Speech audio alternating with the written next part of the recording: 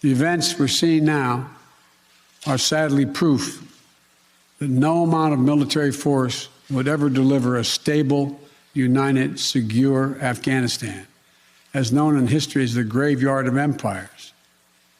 What's happening now could just as easily happen 5 years ago or 15 years in the future. You have to be honest. Our mission in Afghanistan is taking many missteps, made many missteps over the past 2 decades. I'm now the 4th American president to preside over war in Afghanistan. 2 Democrats and 2 Republicans. I will not pass this responsibility on to a 5th president. I will not mislead the American people by claiming that just a little more time in Afghanistan will make all the difference. Nor will I shrink from my share of responsibility for where we are today and how we must move forward from here. I am President of the United States of America, and the buck stops with me.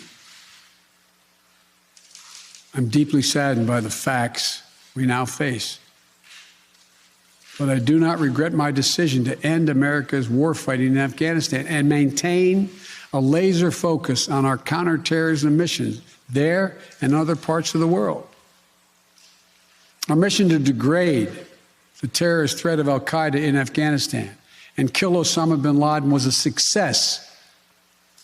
Our decades-long effort to overcome centuries of history and permanently change and remake Afghanistan was not, and I wrote and believed it never could be.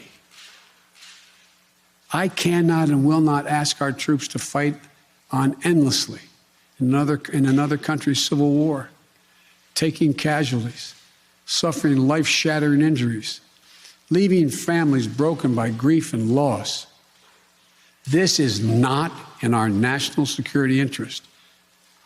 It is not what the American people want. It is not what our troops, who have sacrificed so much over the past 2 decades, deserve. I made a commitment to the American people when I ran for president that I would bring America's military involvement in Afghanistan to an end. While it's been hard and messy, and yes, far from perfect, I've honored that commitment. More importantly, I made a commitment to the brave men and women who serve this nation that I wasn't going to ask them to continue to risk their lives in a military action that should have ended long ago. Our leaders did that in Vietnam when I got here as a young man. I will not do it in Afghanistan.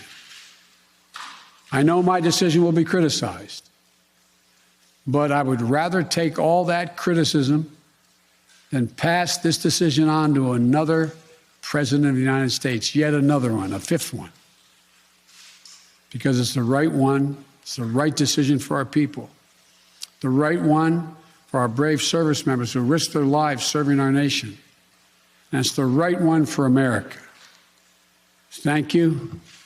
May God protect our troops, our diplomats, and all brave Americans serving in harm's way.